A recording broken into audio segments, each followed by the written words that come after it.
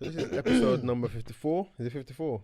54, yeah. 54, episode 54. 54 of the Broker Podcast. We got someone else. We started? Yeah. I thought we were just talking. No, we just flow into this. Like, Yeah, man, let's go. Obviously, you're back after a while, innit? You haven't been here for a while, innit? bro, has anyone been here for a while though? So like, Happy New Year, bro. I think. Yeah, Yeah, happy New Year, happy guys. New Happy Year. New Year. Happy New Year. In March. I mean, we had an episode last week, but anyway. Yeah. And to my left, I have actually myself, Q-Dex, on the mic. And then Granddad Joe. And to my right, Me Adio. aka Utility Man. I'll I'll never let that name slide, bro. And I'm going to introduce our guest today. Bro, I'm so happy you came. I'm so happy to see you as well, because obviously we have been talking a lot over the pandemic, and you have been doing a lot of things as well over the pandemic, which we're going to be talking about today. But this guy is an investment coach. He is a qualified investment manager. He's the founder of JaxFinancials. Yes. He also has a podcast, the Woke Finance. Yeah. I'm so excited to actually introduce this guy. He is been doing a lot lately, which we're going to talk about. Mr. Jax, how you doing? I'm okay, man. It's good introduction. No, everyone's there, bro. It's every time someone introduces me, I realize how much I'm doing. It's a bit much. It's good though. It's good. It reminds you of like all the things you've been working hard at. Yeah. How you doing? How's your day been actually? But it's been alright. It's been good. So full time I work as an investment manager. Yeah. Part time or side hustle I work as an investment coach, where I just teach the average person how to invest in the stock market wisely. And during the weekend, that's when I do most of my like one-to-one sessions, group sessions, and that. So that's what I've done today. Woke up 11 o'clock. I had a session. Then I had a break. Then at 2 o'clock I had another session, and now I'm here. So. Yeah. Well, any more sessions for the rest of the day? No. Fair enough. That's mad. I think, to be honest, when I first came across you, I think it was through Aisha. It was through Aisha, yeah. It was through Aisha. And obviously Aisha's always trying to plug me with like anything. So I remember I'll talk to Aisha about stocks, and I was like, Aisha, I've been reading a lot about stocks lately. Why have you never bossed me about this? Why is it something that you've done for such a long time I never heard about it? And she was like, yeah, there's a few like groups that she's in that share a lot of knowledge and stuff. And that's when you came to the equation. And then I'd done a bit of research about you, went on your Insta page, and then eventually I got added to the group. And the group is amazing because obviously it's just knowledge, innit? Sharing knowledge. Mm-hmm. And I feel like it's knowledge that a lot of us need to know because it's so accessible. Yes. It's so accessible. Like every time I always tell myself, yeah, if I knew this knowledge 10 years ago, if I knew this knowledge 10 years ago, my life would be so different. Yeah. That's just the easiest way to put it. My life would be so different because like financial literacy is such an amazing thing, and it just makes you understand how money really works and how the world works as well. And there's just like blueprints in which you can get things done. Just follow the process and be patient. But that's the expert. That's sitting right there. So we're going to talk about a lot of things. Let's start from the very start. What's your background? How did you actually get into finance or investment? Yeah, so if you go back into like college times, so I studied A-levels. I done maths, economics, and media studies. Yeah, every time I say media studies, people are like, you do media studies, but I really like media, and that's why I have like podcasts and that kind of stuff. But if you don't want to hear a joke, I chose to study economics because it sounded nice. So it just sounded like that is bad. It sounds like it will make me sound smart. So yeah. and I heard it does. If you're good at maths, then you should do it. So I just picked it for fun. And to be honest, I hated it at first. I was going to get kicked out. I will never forget the day when my economics teacher, we all done a test, everyone failed. And we had to do another test. But unfortunately, I played for the football team at college, and we had a match against our rivals. So I went to a college called Sir George Monarchs, and our rivals was Leighton. And I told my teacher, look, I can't make this exam. It's not a real exam, it's just a test. So can I do it later? He said no. But you know how it is, man. I wasn't going to listen. I went to play the match. And he tried to kick me out. My mum and dad had to come in. Sit down. Yeah, they were going to kick me out, man. So I remember I was sitting there, and they were talking about me like I wasn't even there. Like I'm some sort of joke, man. Like, and I remember at the time I said to myself, "Now I'm going to prove these guys wrong." So I started taking it serious. Started taking like past papers home and that kind of stuff.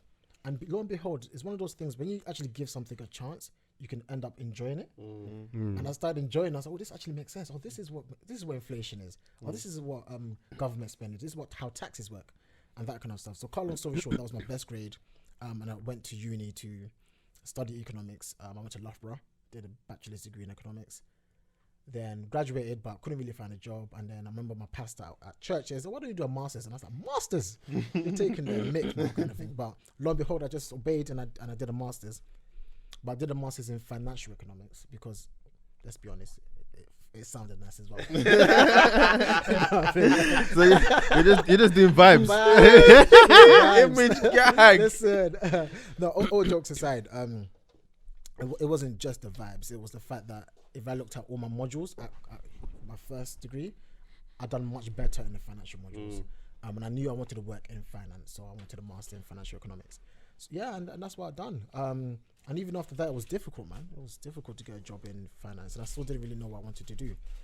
But again, cut a long story short, I found myself working in the back office of an investment management company, doing admin.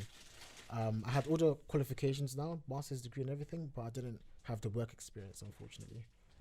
And after like a year of just working in the back office, I created my own graduate scheme. I studied for even more qualifications, and I kind of just made my way up, and that's how I got to where I am.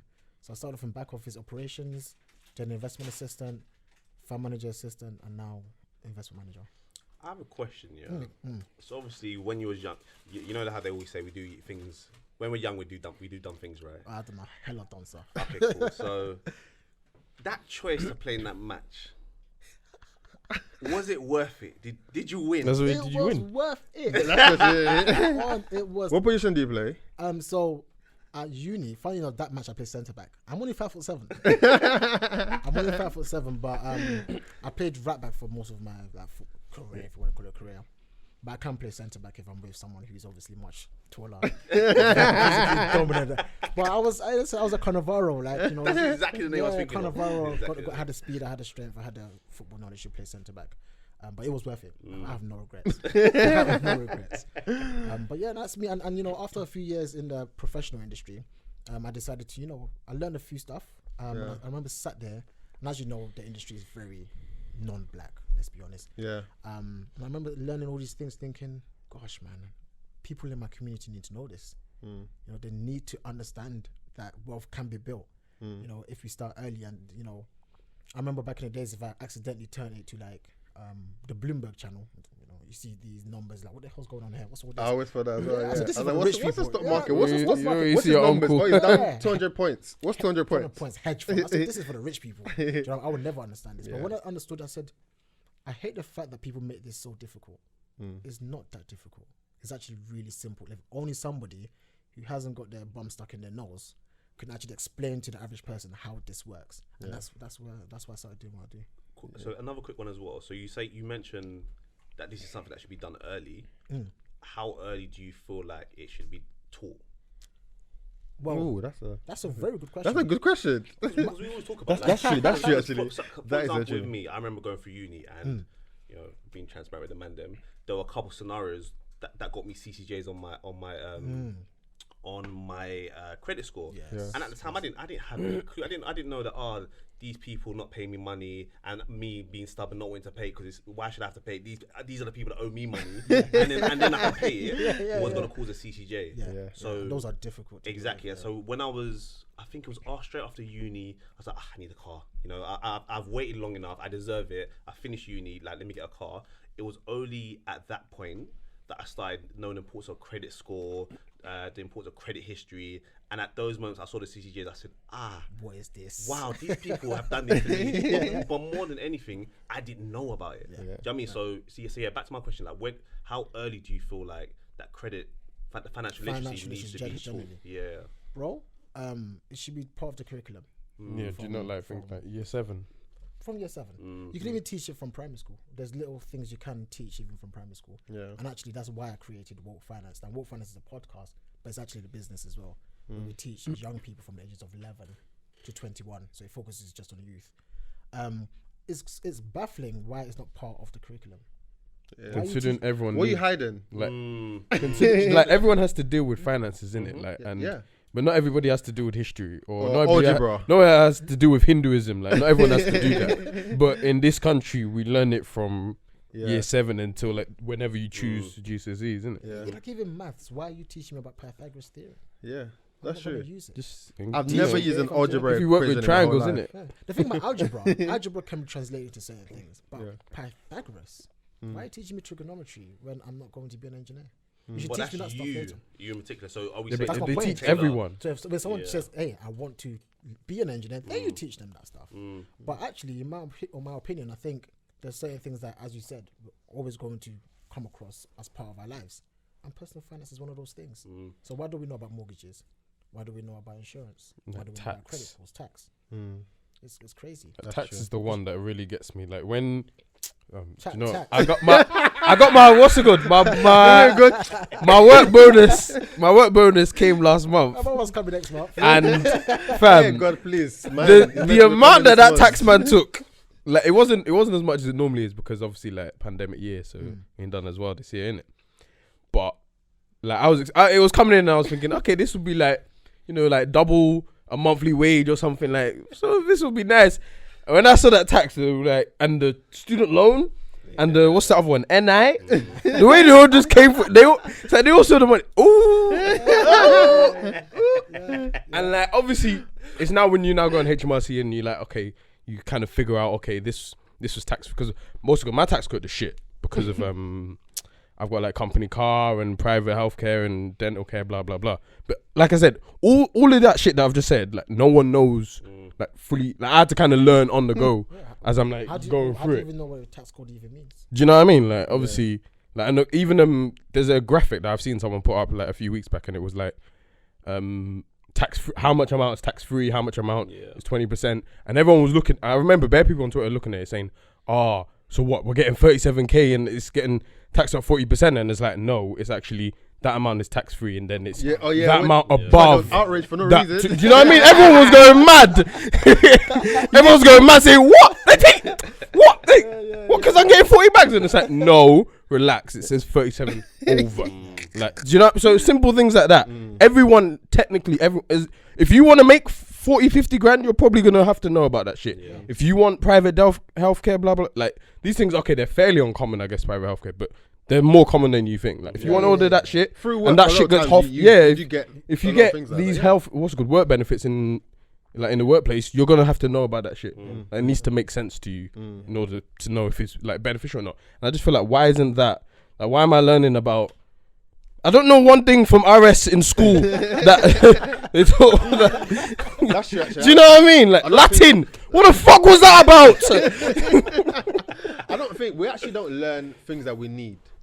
We just don't make sense. We don't actually learn like in the school curriculum from like, I mean, I have a daughter, and a lot of things that she tells me, history, they're still learning about a lot of like European history and stuff. And I'm thinking like, no one cares about the Romans anymore. You know about Henry VIII's wives. I don't give a shit about his wives, bruv. We don't like all of this. There's just no like. I know there's a sentiment to history, but it's just not it. You know what I'm saying? There's a lot of modern history that has a lot of positive like affirmations for younger children than Romans. Like, and a lot of times their history is never been great, bruv. They've done so much atrocities.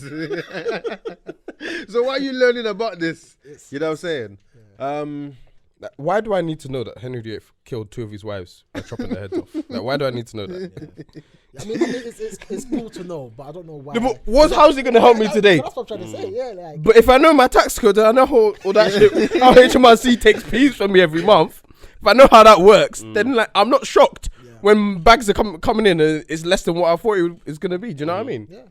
And like you said with CCJs, like no one knows about, what's it called? You know, about missing payments and the full repercussions. Okay, if you read like T&C, and if you're like if you got time to read through all of that shit, then maybe you'll see in there what's called what you're actually truly signing up to, sort of thing. But again, like they put it in a way that it's just kind of like, here's the T&C, here's the link for the T&C, but you can just click yes and go. Like no one knows that even they know that you're doing it. Even like, there's so many little things that they do in a certain way in this life, and we just kind of go along with it because it's just kind of seen as it's the thing to do. Like, let's just get along with life, blah blah. But we're not actually truly understanding what we're signing up for. Yeah. And that's why I'm so big on people being proactive, especially you know, as you become a young man, young woman. Unfortunately, we don't learn these things, so it's up to you to be proactive. For real. To learn it. And it's never too late. Oh no, it's definitely Because as much as I tell myself all the time, like, why have I just like, why do I know all of these things now? It's kind of like, it's not late. You know what I'm saying? Like, you still have time. Of course, like, there's probably a very small percentage of people in the world that start generating wealth from the age of, say, 18 or 21. You know what I'm saying? Maybe you might be privileged enough to have parents to do it and they're willing to teach you, or that kind of influence around you. But if you're just a normal kid that just wants to just go out, play football, play video games, whatever, like, you don't care about that stuff. You're thinking, when I'm an adult, I think about adult stuff. You know what I'm saying? But to think that, and this is why, obviously, having the conversation talking about kids again, like, if kids know a lot of these things, I don't want to start feeling agendas because I start to get pissed off. I got one thing I want to ask you about. Student loan, the interest rates, like the amount of money that they are chopping from us with that interest rate. People don't even, I think we were all lucky enough to get like the 1% or 1.5 or something like that. There's people that apply now that it's like 6%, like 7%, and it's madness. I told my brother, like, university is not for everybody. I don't think it's for most people nowadays. Unfortunately, especially if you're from the African background, that's the only way. Yeah, that's the way the truth to life. So, yeah, like, now I have conversations with my parents, you know, trying to educate them to say, look, like, I'm more of an academic compared to my siblings. You know, they don't have to go to university. And my youngest brother, university is not for him. It's just one of those things, like, he's not going to open a book and sit down and study. Like, he's not interested. Do you know what I mean? Whereas as a handyman, he's much better than I am. Like, I'm not a handyman, I'm terrible. Like, the whole DIY stuff, I'd rather pay for someone to do it. That's just my thing. And yeah, you know, if you're going to go to university, you have to see the money, the student loan, as an investment, right? I think a 6% interest rate is extortionate. But if you are going to use that money to invest in something that's going to yield a return, so you're actually going to university to study something that's going to give you a good job. I don't want to bash anyone's degree, but, you know, there's some degrees that, let's be honest, there's no need to have the degree in it. Fine arts. It's just one of those things. I mean, you can study things. Most people, even in my industry, didn't study finance. They might have studied like English and they're still working in finance. That's fine. But you just have to be very intentional as to what you're even going to study. Is it worth it? Is it tied to what you actually want to achieve in life? Rather than, hey, I'm just going to university because everyone's going to university. It's straight up vibes. That's the truth. Talking about yields, like, let's actually get into investing because that's something that that's what I love. That's what you love. And you know, when a man like say some, like, when you know, I'll be preying like Jacques' Instagram, and he will go and find some tweet that he tweeted in like November 2019 to let you know that, listen, he was saying the valuations on the stock market are just too high. And eventually it's just gonna go like crumbling, and then it's like when it happens, he just gets that gratification and he goes and gets the tweet again and shows you again. Yeah, I love that. I'm one of those people. I told you. Tell us about investing. And I mean, it's a word that everyone has seen now. I feel like everyone between the ages of like 21 to 30 has seen that on either the YouTube timeline or the Instagram timeline. You've seen Trading 212, you've seen eToro, you've seen whatever it is, and you've seen like someone just every YouTube ad, because I'm sure there's bare of us that don't have YouTube Premium, bruv. I'm not paying £15. So you're therefore seeing it about. So what's invested? Obviously, as an investment coach, a lot of people sometimes are always scared of the unknown, and when it involves their money as well, they're thinking, I'm not putting my money to this. Like, it's just it's like, so sometimes when I tell people about investing, I feel guilty because I feel like I'm trying to sell something to them, but I'm not trying to sell anything because I have no gains. Now you know how I feel. So talk to us about investing and like how you see investing. Yeah. Well, I think investing is not something you do just for the sake of it. It's not for fun anymore. It's something you have to do. I'm going to explain why. Historically, you can potentially save your way to wealth. Reason being, obviously, you get your money, you put in a bank, you earn an interest, you earn a return on your money for taking minimal risk, right? Unfortunately, where we sit right now, interest rates are basically basically zero. Right? If you go look in your bank right now, you see that you're really earning like 0.5%, if that kind of thing. So trying to save your wealth to wealth, it doesn't work. Secondly, there's something called inflation. So inflation basically measures the prices of things, goods and services in the economy. They're always being raised by around 2 to 3%, right? So you try to buy something, the next year is going to be about 2% higher. So something that's £1, next year is going to be £1.2p, for example. So if you try to save money and you're earning 0.5%, but then things in the economy are going up in price by 2 to 3%, the real value of your money is going down. Does that make sense? Even though it looks like you're getting more money, but actually no, you can't buy the same things you used to last year. Think about it, when we were younger, I don't even know how old you guys, but when I was younger, I could buy like Panda Pop or Freddo for like 10p. Or get on the bus for like 70p as for adults and 40p. Oh, those That was days! those days, Yeah, even then I didn't pay, but anyway. you know what we done. You know what we done. So if you try to save that money then and try to spend it now, you can't get on the bus for 70p now. It's like I don't know how much it is, but it's like £1.50. That's almost a 100% increase. So the whole idea of just saving your way to wealth just doesn't really work. And that's why investing is not a thing where you just do it to build wealth. You even do it to preserve the money that you have. So what is investing? Investing is you putting money into something that gives you a return. You take a level of risk and you get a return for that risk. There's no guarantees. By definition, no guarantees, but it's like going to university. When you invest by taking a student loan or paying your fees, there's no guarantee you're going to get a job after. But when you do the research and the analysis, if you go to a good university, if you study a good course, chances are you're probably going to do well. It's the same thing with investing. If you're going to buy shares in a company, you do your research. Is a company a good company? You know, are they profitable? Are they in an industry that's growing? Do they have a good CEO? No, all the research you're supposed to do, the fundamentals. And then you put your money into that company and hope for a good return over a long period of time. Not the short term. You know how I am with the short term stuff. And unfortunately, with all the adverts and a lot of people that talk like they know what they're talking about, they don't. Yeah. A lot of them are pure vibes. I'm going to use that word a lot today. It's pure vibes. Let's just put money here and hope for a return tomorrow. It doesn't work. It can work. Yeah. But over the long term, if you listen to the greats, the Warren Buffetts and them people, they'll tell you the truth. Short term stuff don't really work.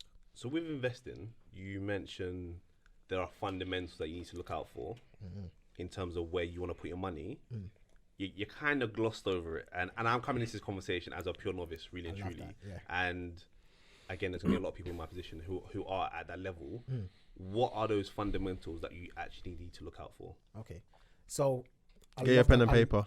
Yeah, bro, I said it to him as well. Like, bro, just get your pen and paper because, like, you for real. watch the series back and take your notes. I'm a coach, so I can talk for a long time.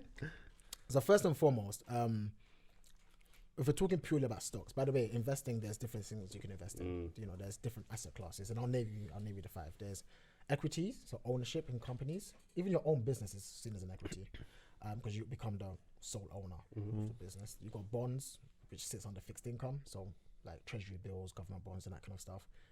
You've got obviously real estate, property, and that kind of stuff. And then there's another asset class called alternatives, which you can find things like commodities, like gold, and probably even cryptocurrency can sit under that area. And then cash is actually seen as an asset because you earn an interest, or cash equivalents is other type of cash investments. So you can build a portfolio, a well-diversified portfolio of all these assets. But if you're talking purely about stocks, when you're buying stocks, right, when you go to the stock market and you're buying stocks, you are buying shares in a business. It's a real business.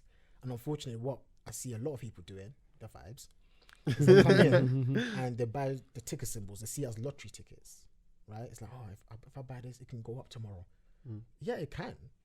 But actually, if you understand that you are buying shares in a real business and you're taking a risk by putting your money into a business, and businesses can go bankrupt, you should be doing the fundamental analysis. So what is the business? Who is the CEO? Is the business even profitable? In terms of revenues, how much revenue did they generate last year? What about the year before? What about the year before that? So I normally use like 5 years of data to see, hey, is this company increasing their revenues? Are they even profitable? Some of these companies aren't even profitable yet. They're not even generating a profit. And that's fine. That's not the worst thing in the world. Some of my companies I've invested in, my best performing stocks this year, they're not profitable yet. That's fine because I'm looking at the growth of the company because they're taking market share. That's what I care about. I don't care about them being profitable now. So you have to look at the fundamentals. You have to check balance sheets, financial statements, right? Is a company in a lot of debt? You know, if a company's got a lot of debt, you know where it's going. Because it can be bankrupt. That's simple. Yeah. So if you're not looking at a company's balance sheet and you don't know, you know, how much assets they've got and you don't know how much cash they've got on their balance sheet, and you know they have a lot of, you don't know how much debt they're in, then are you really making a good investment? You don't even know if you're making a good investment. You might be buying a company that's about to go bankrupt. So financial statement analysis, and then you can check other stuff. Who's the CEO? Who is he? You know, has he got a history or has he got the history of doing well? You know, is he founder led, for example? When I say founder led, is, you know, the people that actually start the company and are the CEOs. There's this whole bunch of stuff you can do. That's what I teach basically. Yeah, you know, okay. how to listen to earnings calls, like what happened last quarter? Were they profitable?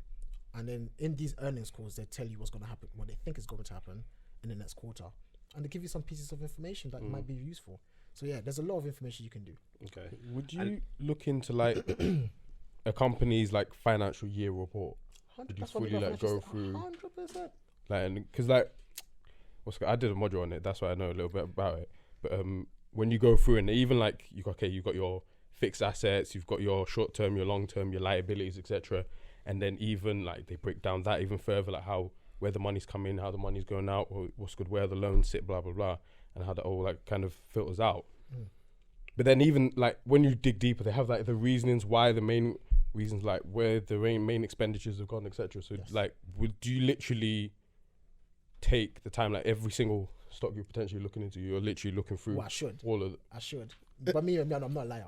no, 'cause that's what I mean. Like, obviously, I imagine, like, when you're talking about people that say that, oh, that company looks good, they might make more. Obviously, they're not looking into that. Yeah. But I'm saying that, how deep does someone have to go to at least have a good idea or get enough confidence to say, okay, it looks like it's likely that they could potentially make money, even if, you know, the profit's not there, or you know, it looks like they have a lot long-term liabilities or whatever, etc. Yeah.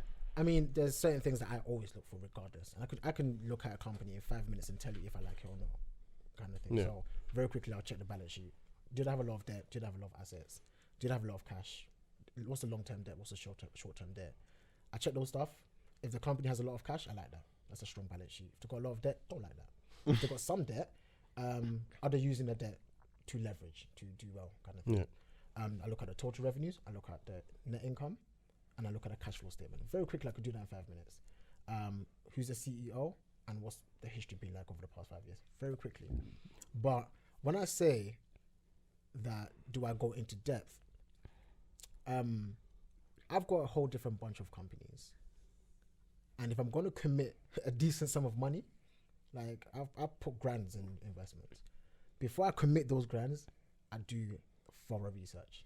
You know, it takes me about a week, you know, and a few hours to actually, for me to say, hey, it's your money, bro. Yeah. I can't just put my I come from a low income background. Yeah. Right? Parents didn't earn more than, well, I'm not gonna expose anything, but you know what I mean? I come from a low income background, so me seeing money for the first time, I mean, I can't just put into something. I don't want to let go, fam. Funny enough, that's actually a very interesting concept, because initially, one of the reasons why a lot of people don't invest is because they don't want to let the money go. They have it's called scarcity. It's got a scarcity mindset. They're scared, oh my God, I've caught this. I can't let go. I can't take risk. But from what I've explained earlier, you're taking more risk by not investing. And there's different types of investments. And, you know, there's different types of risk appetites. Some companies are more risky than others. Buying shares in a company that's been around for 100 years is less risky than buying a company that's been around for 3 years, not generating profit, if that makes sense. Yeah. But just to answer your question, yeah, it depends on basically how much money I'm going to commit. I've got a personal portfolio. Yeah. I've only got like 6 stocks in there now. Those companies I believe in. I've done my thorough research, you know, the hours, the weeks. And then I've also got 2 public portfolios, the one I got on my YouTube channel. Yeah. Those ones, the way I structure it, I have my core. Those core are the ones I really do a thorough research. And I've got others that I've not done too much research into, but I still have a feeling that they're good companies. I hope that makes sense. Yeah. That whole low income thing, or that low income background, I come from that as well, right? A lot of us and do. We all do. and for me, I'm not focused on money, but I'm focused on being comfortable in life in general. And that whole putting my money into something and not seeing a return, what I define quickly, is my whole kind of, I don't want to invest in it because, you know, for me, if I'm investing money into something, I need to see that return, not ASAP. Let's be realistic, exactly what you mean. but I need to see it quickly. Yeah. And QDEX, as he likes to be known, I don't mind. My name's Olu as well. Olu. Continue. Whatever. You got to think long term, which is correct. But for some people like myself who are reluctant to get into that investing space, depending on which investment route they want to go down, maybe you're not the right person for this. But I'll ask the question anyway. I'll tell you exactly what I think. How can people stop looking at the short term and really think about the long term? Okay. To answer that question very quickly, look at the data and look at the honest truth. Most of the things that happen short term, you end up losing money, right? If you can't, I can't tell you what's going to happen next week in the stock market. I can't tell what's going to happen in the next 3 months. I can't even tell what's going to happen in the next 6 months to a year's time. But I can tell you that if I invest in a company that's got fundamentals that are strong, within 3 to 5 years, I should make money on my investment because it takes time for things to play out. And if you look at the data, we see the stock market. If you look at, for example, the average share price of, let's say, the 500 companies in America, you see that the chart looks like this, but it's making its way up. In the long term, it's going up. But if you also break that down into short term, you realize that actually there's times where it's down. You know what I mean? Exactly. So if you come in with that mindset that, hey, I'm coming for a quick buck, you might buy it at the top in that specific period, and next week, bam, it's down. And a lot of people done that. Was it with Tesla? I mean, it's happened very recently. Yeah. So if you didn't have that long-term perspective, you now panic. You're not panicking that, oh my god, I've lost like half my money. Technically, you don't lose your money until you sell. If you buy a house and the house prices go down, do you go and sell your house for a cheaper price? No, you just wait. And that's what most people do better in property, because property is not a digital asset, so it's not paperless, and it takes time, so it's not liquid. It takes time for you to sell. Whereas stocks is on your phone, so you can make your irrational, emotional decisions. It's like you just click sell. Whereas property you can't. But they're both assets. You're meant to treat them the same way, kind of thing. So, in terms of how do you fix your mind on understanding that this is a long-term thing, just know that you're likely to lose money if you think short-term. Yeah. Then when you realize that, I hear it. But the thing is, you can make money in the short-term. Like, all you would know, last year I had a great year. I think most people had a great year. There's stocks that I bought with the mindset. This is the key. I bought with the mindset that I'm happy to hold these stocks for 3, 5, 10 years. But I still made like 100% in a few months for some of them, and that's fine, and that can happen. And that's great. But if it went down, I wouldn't have panicked because my mindset is the long term. So to answer your question again, don't commit money that you need within 3 years. Your time horizon for investment should be a standard of 5 years. So really and truly, you should be thinking, I'm happy to put my money away to let my investment manifest in 5 years' time. Minimum 3 years kind of thing. Otherwise, don't do it. Yeah, it's mad because I remember, I know these two will probably go on a different tangent after I've spoken about this, but I remember 2016? No, not 2016. 2017, 2018. I can't remember which year it was. Towards the end of the year, we had this like new group of people in our team, and you know they were super big on cryptocurrency. I knew it was going to. And like, I remember sitting on the table every single morning, lunch, afternoon, evening if we were there. That's what you talk about. Cryptocurrency. Oh yeah, how's this doing? You know, how's this thing mining? You know, we're on an upward trajectory. Oh, I'm doing all right. Oh, I took a hit. And it's like, I'd never been around people who spoke about investing as much as they did. Yeah. And to hear that every single day, I started taking an interest. I said, oh, what is cryptocurrency? Yeah.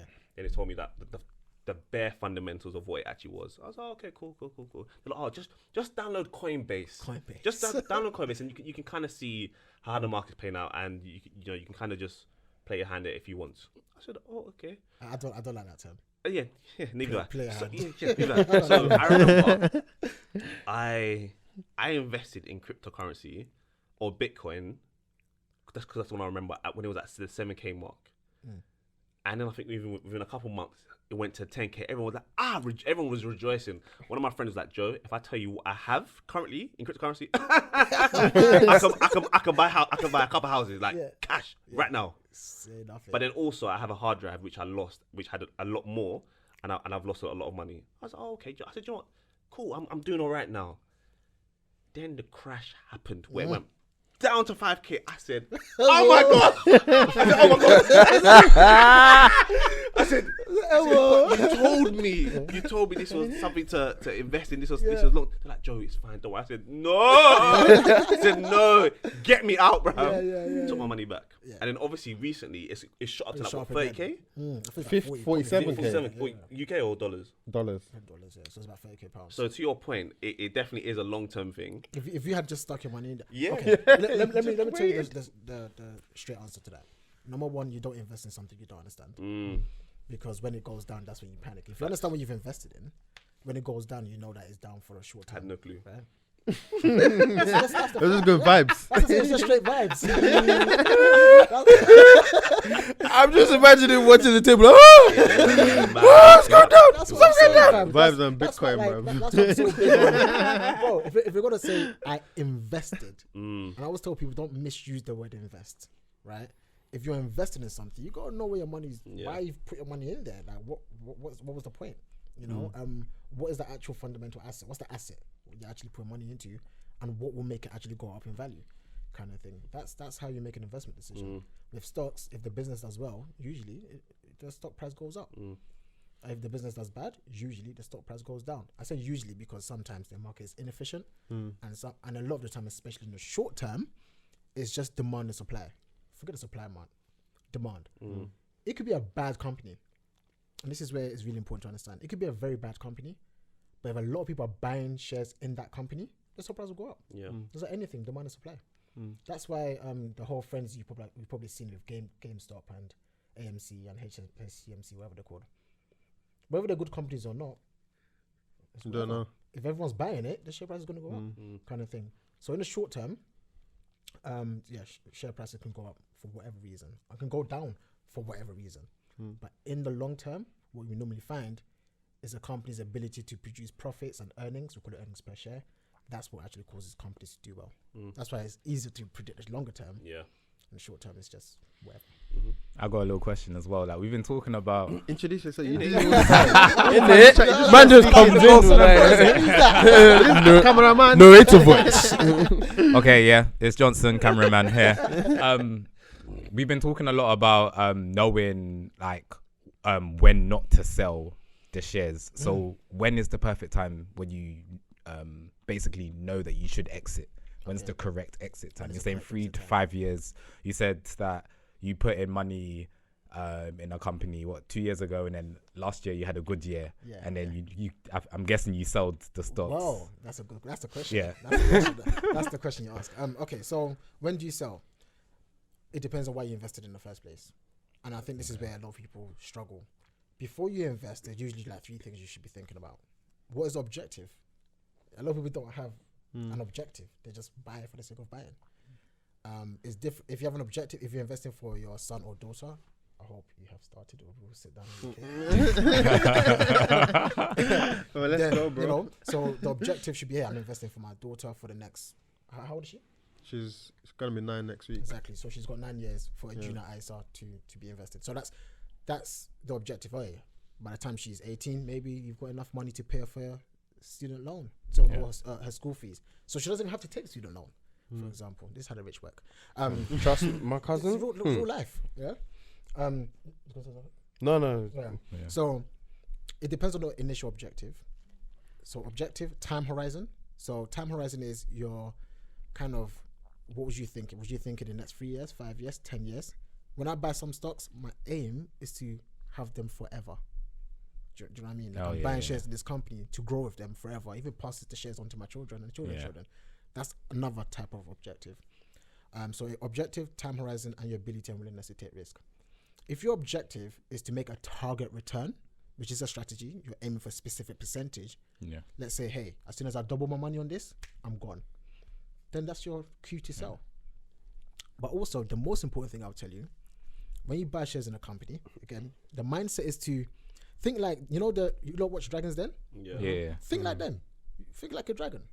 When they buy shares in these companies, first and foremost, they're not going to speak to them every single day to see how things are going. That's equivalent to people checking their account every 2 minutes. Has it gone up? Has it gone up? We shouldn't be doing that. That's not investing, though. The investing is to be passive. Let someone do the work. We're meant to trust the management team. Anyway, I'm kind of going off a bit off, but when you're checking, like let's say every quarter or every month, you check to see if the business is still doing what you thought they should be doing. When you invest, I tell people to write down an investment thesis. Write down why you're investing. If something changes, let's say a big part of why you invested in a company was because you thought the CEO was great, it's got a good track record, and then the CEO steps down, my bro, that might be your time to say, yo, this company is not doing what I thought they were going to do. Or maybe the new CEO might be even better. Then you're not going to sell. So I would say you only really sell when the fundamentals of the company changes. Okay. But then that's also based on your objective. If you're going for target return, then obviously that's a target return. That's on the upside. On the downside, should you sell when things are going down? People sell because they panic. And they panic because they don't know what they own. That's the issue. I would say only sell if you obviously understand that you've made a mistake, right? So you invested in something, you didn't understand why you invested in it, and it was pure vibes, and you realize, hey, you realize that, yo, I don't know what I'm doing. I don't know what I'm doing. Because I say this because, bro, there's something called loss aversion. It's a behavioral finance term, which basically says there's so many people that don't want to sell at a loss as well. There's some people that panic and sell, and there's people that don't want to sell at a loss. Two people, both of them are wrong. Yeah. Because it's like, hey, I know I'm losing money, I'm just going to keep it in there till it goes back up. My bro, that might be going to zero. You know what I'm saying? That might be going to zero, fam. So, don't say, hey, I'm just going to keep it and hope for it to come back. No. So I guess you have to investigate the reason of why it's going down. Yeah. Like if the whole market is going down and you're selling because the market is going down, but that has nothing to do with the fundamentals. I love when the market's going down because my good companies get caught in a crossfire. The price is going down has nothing to do with the fundamentals of the company. That's my time to shine. I've been buying shares like crazy over the past 2 years. Let's talk about But that. everyone's upset. I'll be buying because guess what? I just want to give you a golden nugget. You should always keep some cash. Always have cash available for times like this, especially when, as I said, when valuations are high. When I mean by valuations are high, it means you're buying stocks at the all-time highs. It shouldn't be that expensive at a time. So again, it's a mistake I see so many people making. Vibes. Everything's going up. Let's buy it because it's going up. You're buying it at the top. It's only going to come one way. You know. So I've been sat there. He's my witness. I've been telling people, yeah, I still buy stocks and I still try to find deals because even if the whole market is up, there's some companies are not at the all-time highs. But I wasn't committing a lot of money and I was actually building up my cash so that when this happened, which I knew was going to happen, it's my time to shine. Let's talk about that, yeah, because very recently in the stock market, there's been mini crashes. There's been a lot of like stocks dipping. Every time I just want to pre my investment portfolio, maybe I have like a company that I want to buy in mind. I just see the rest of my like companies, red. I'm seeing a lot of red. Like it's bloody. But I think for a lot of people coming into the market, because the last time I remember a crash was like in March, a big one in March when a lot of countries went into lockdown and COVID was literally announced everywhere in the world. Then I remember like it was around March 22nd, something like that. The stock market just dived. Like a lot of companies, 30%, 40%. Like it was nuts. Even. And obviously at that point, a lot of people came into the market, right? A lot of people came into the market and like as newbies came into the market and say a very good company that has nosedived by 30%, you come in and by default somehow in 6 months when life returns to normal, it's back up again. Now you're up 50%, now you're up 60%, 70%, and then all of a sudden, February happened and then boom, it goes down again, kind of thing. So in terms of like, because this is something I struggled with at first, because I remember when I spoke to you and we had the one-to-one session, and I just said, listen, I'm not gonna lie, a lot of stocks I bought were vibes.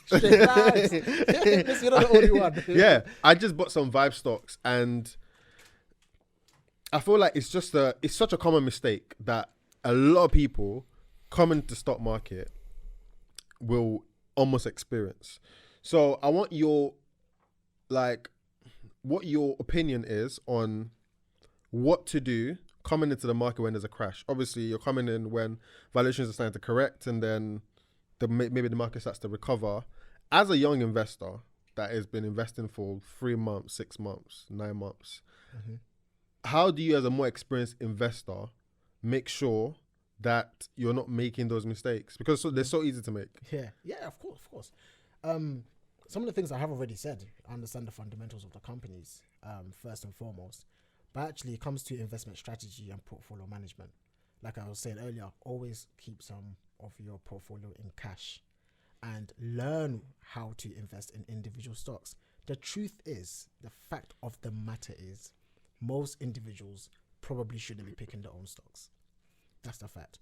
And there's different ways to invest. You can invest through mutual funds, index funds, and ETFs, which is probably the best way for most individuals to go. And I'll be honest, I mean, if you had to put the data, I would say probably if someone was to just invest in index funds and someone was to invest in try to pick their own stocks, 90% of the people that just pick the index funds will do better.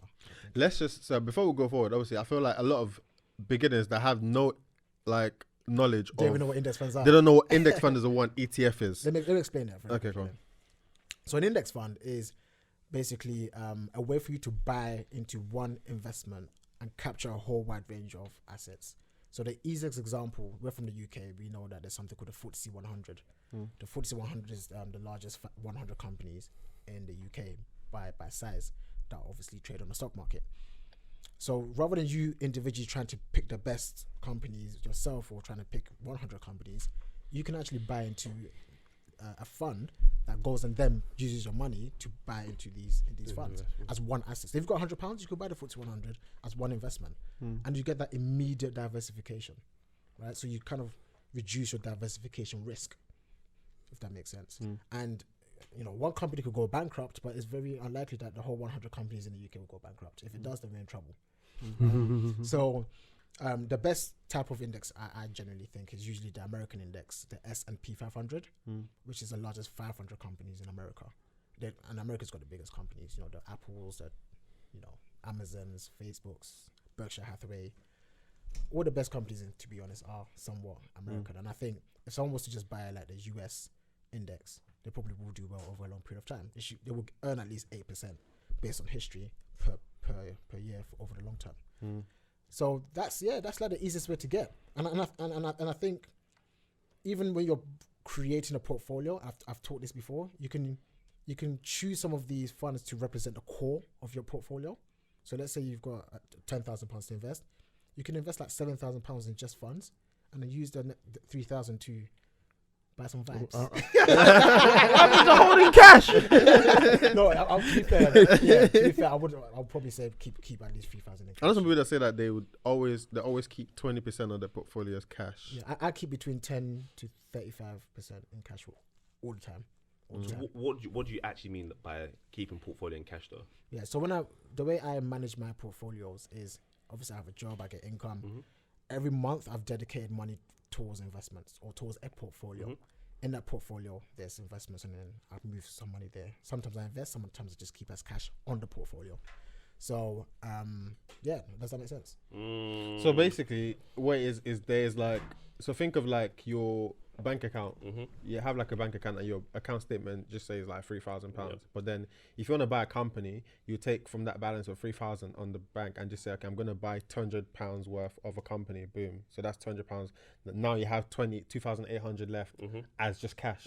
That's what you mean. So every time you say deposit money into your investment account, you have the money in there as just keep money in your portfolio. To be able to invest. Exactly. Yes, I should have probably explained that better. But yeah, so the reason why we keep between 10 and 30% is because obviously when the stock market starts crashing, that's your time to shine. You should be now deploying money into the market. And people ask me, when do you know how much to keep? A lot of cash or to keep less cash? Well, when there's a crash, I keep less cash. When there's like March, I was going all guns blazing. I was because there were deals everywhere. It's like I was looking at every company. It's like Black Friday.